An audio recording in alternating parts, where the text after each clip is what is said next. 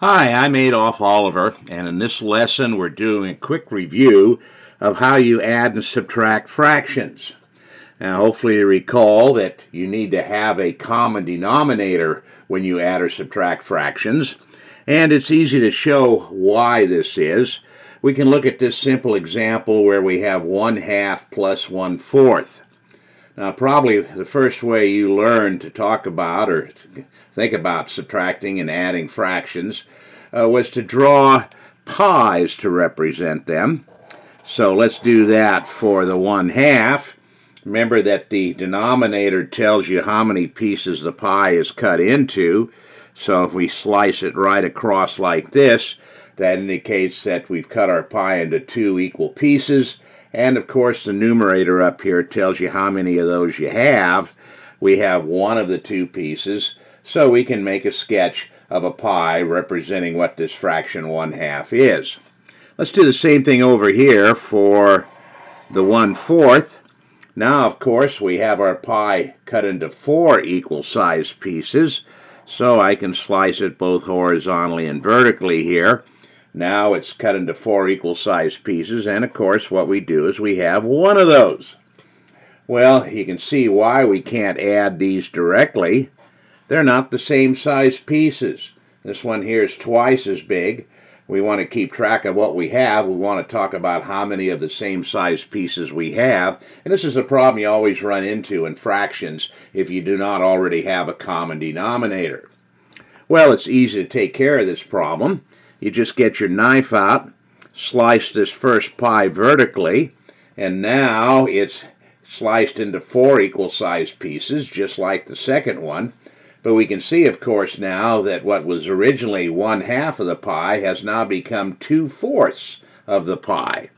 And so what we have now is the fraction 2/4, representing that half a pie that we had to begin with, plus the original 1/4 that we had in the second pie. And since we now have a common denominator, that means it's common all the way over here into our final answer. In other words, what we're doing is we're combining the same size pieces. I've got 2 here plus 1 more, meaning that the total we have is 3/4 of a pie. Well, what we've done here is showed you a simple way of coming up with the LCD, the lowest common denominator.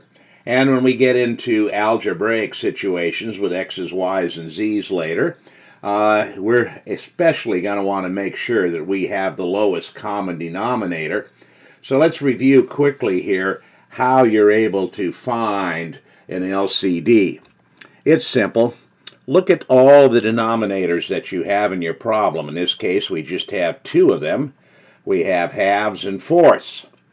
Start with the largest denominator. The reason you start with the larger one is you get the answer quicker. And start thinking of the multiples of 4. Well, the first multiple of 4 is 4. 2 divides evenly into 4, so this first multiple of 4 will do, and that tells us that our LCD then is indeed fourths. Well, let's take a look now at a series of examples here and see how this whole process works. First off, here's one where we already are given a common denominator. Well, that's nice. Doesn't happen too often. But if it does, you say, okay, that simply means that I put this same common denominator over here in my answer. There it is. And now simply add together the numerators. 10 plus 8 equals 18. Okay, there's our final answer, 18/7. Now in basic math, you would have made a mixed number out of this final answer. There will be times when we use mixed numbers going along in algebra, but many times it's easier for us to work with the answer as an improper fraction. You must, of course, always check to see if you can reduce the fraction any. That's required in all cases, and 7 doesn't divide into 18, so there's nothing more we can do with this. We can leave this answer as an improper fraction. Well, the next example is very similar to the one we started out with.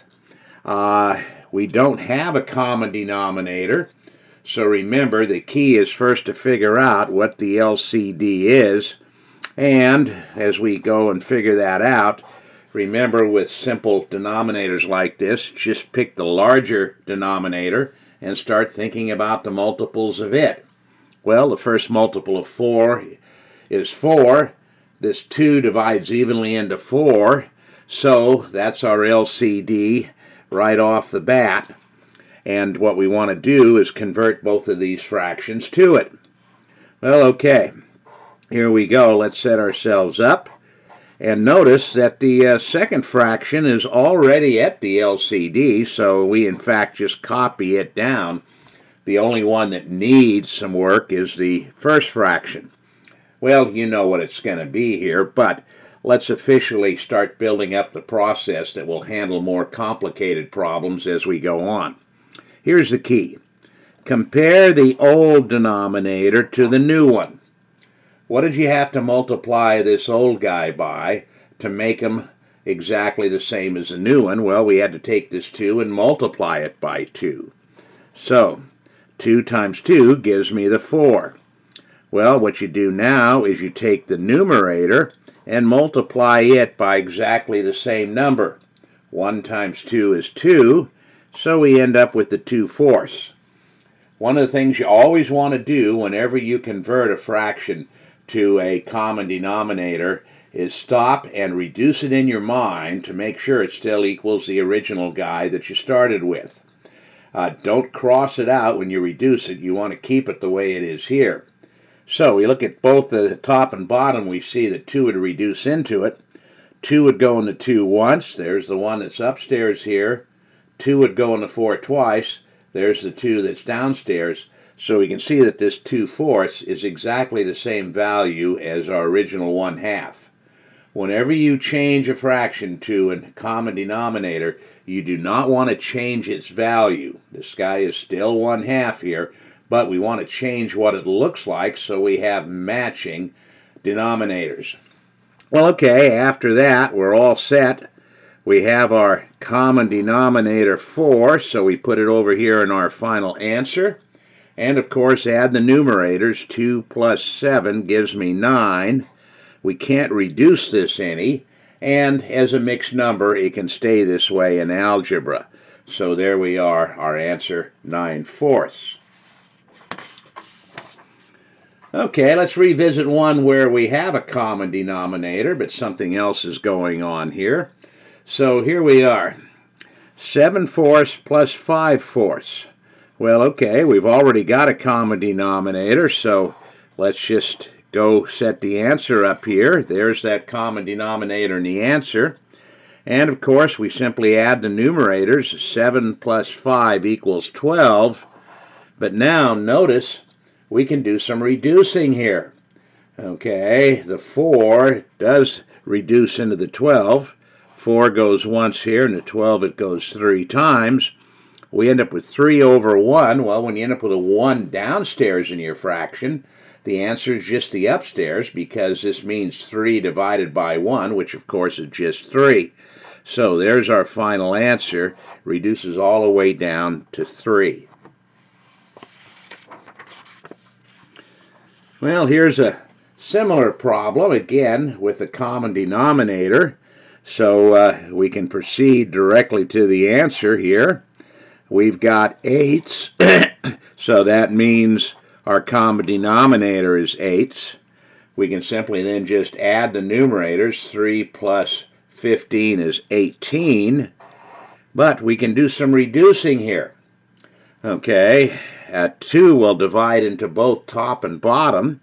So 2 goes into 8 4 times, 2 goes into 18 9 times, and this reduces down into 9/4, and that we can leave as our final answer because we don't need to make a mixed number out of it. We can leave it as an improper fraction. Well, let's return to some problems here where we have to come up with a common denominator, an LCD. This problem right here, again, we're still adding fractions. So whether we add or subtract, we have to have the same size pieces. And we can see we're in trouble here. This guy here, the pie would be cut into 6 pieces. Here it'd be cut into 2 pieces. They're quite different in size. So what we need to do is come up with our LCD. Well, again, we can use that multiples method. Pick the larger denominator.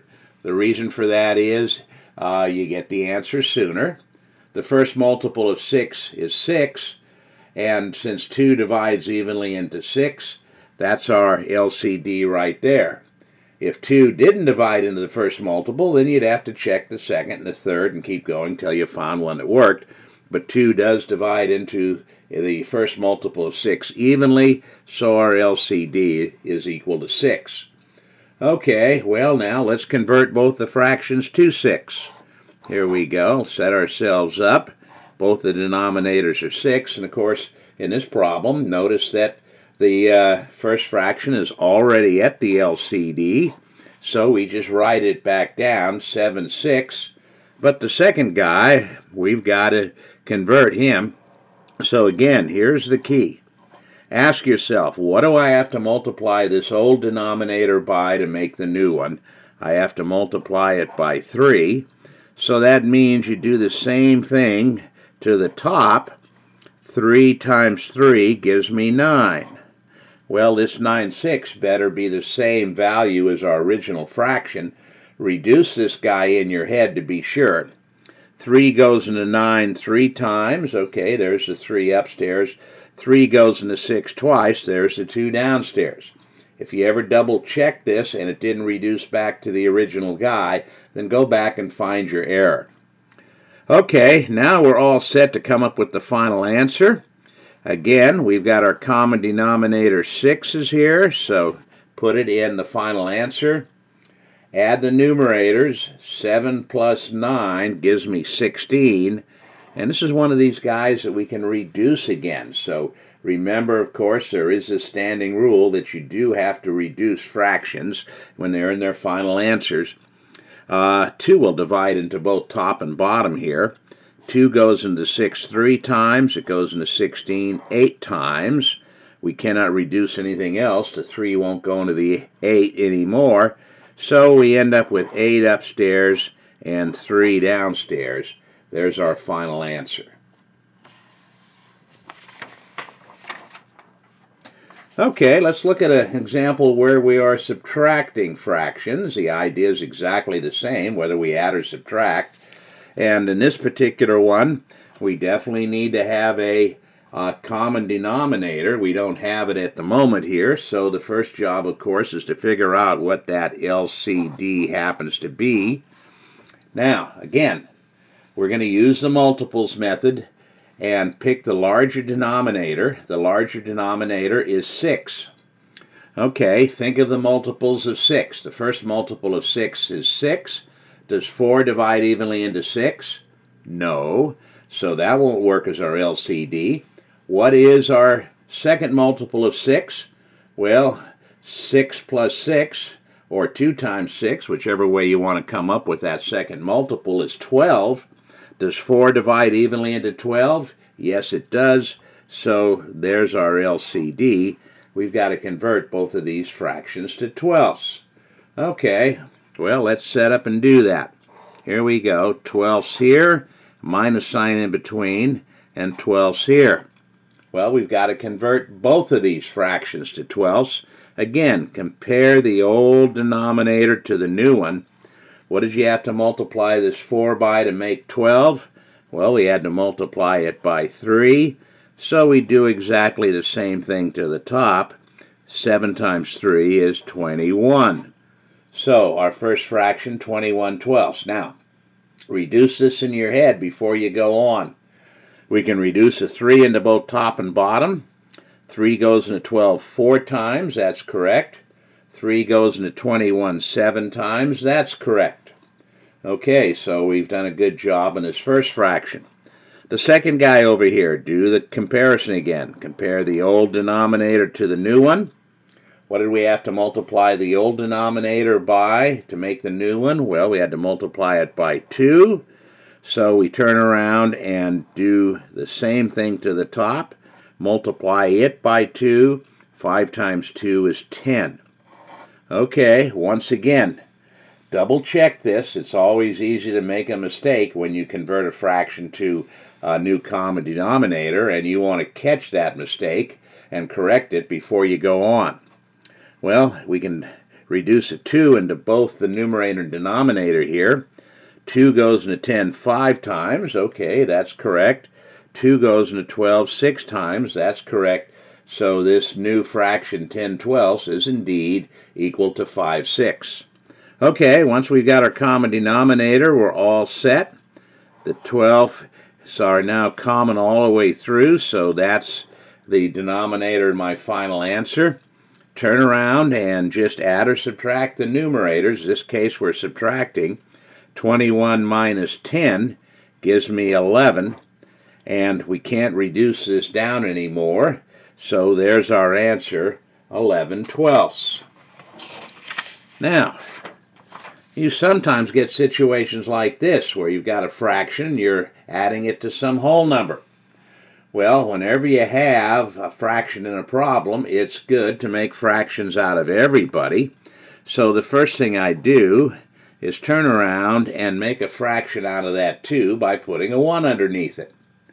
Okay, well, obviously we do not have an LCD, so we got to figure out what that is, and it's extremely simple in this case. The first problem here has a 1 downstairs. The second fraction is 7. It's the larger denominator, so we work with the multiples of the larger guy. First multiple of 7 is 7. 1 divides evenly into 7, no problem at all, so the LCD is 7ths. Okay, let's convert both these guys to 7ths. Here we go. We want 7ths for the first fraction and 7ths for the second fraction, but the second guy is already at 7ths, so we can just copy him down the way he is. Okay, well, playing the old comparison game, we see what to do here. What do you have to multiply 1 by to change it to 7? Well, you got to multiply it by 7. So 2 times 7 gives me 14. Well, you can easily see that 14 over 7 reduces to 2, so that means we're correct here. And of course, once we've got our common denominator, we've got 7ths all the way through here. So simply add the numerators. 14 plus 12 is 26. Okay, well, the only thing we could possibly reduce here would be a 7. It goes into the bottom, but it certainly doesn't go into the top. So our answer stays right here. We don't have to make a mixed number out of this. We can leave it as an improper fraction. Okay, well, one last example here. Again, looking at a situation where we start out with a whole number here. And what I'm going to do once again is put a 1 underneath that, and that makes a fraction out of it. So now we got officially 2 fractions subtracting each other. And of course we got to figure out what the LCD is here. And again, you make multiples of the largest denominator and find the first one that the other guy divides into evenly. The first multiple of 6 is 6. And of course 1 does divide evenly into 6, so there we are. The common denominator is 6 in this problem. So now let's set it up so that we have that same 6 in both of these. And again, we got lucky here. The second guy is at the common denominator already, so we can just rewrite him the way he is. What did we have to multiply the old denominator by to make the new one? We had to multiply it by 6. So do the same thing to the top here. 3 times 6 is 18. And of course, 18 divided by 6 is indeed 3, so we see we've got this correct. Okay, well, now put your common denominator out here at 6. Simply now subtract the numerators. 18 minus 7 gives me 11. We can't reduce this anymore, so we can leave it as an improper fraction. There's our final answer.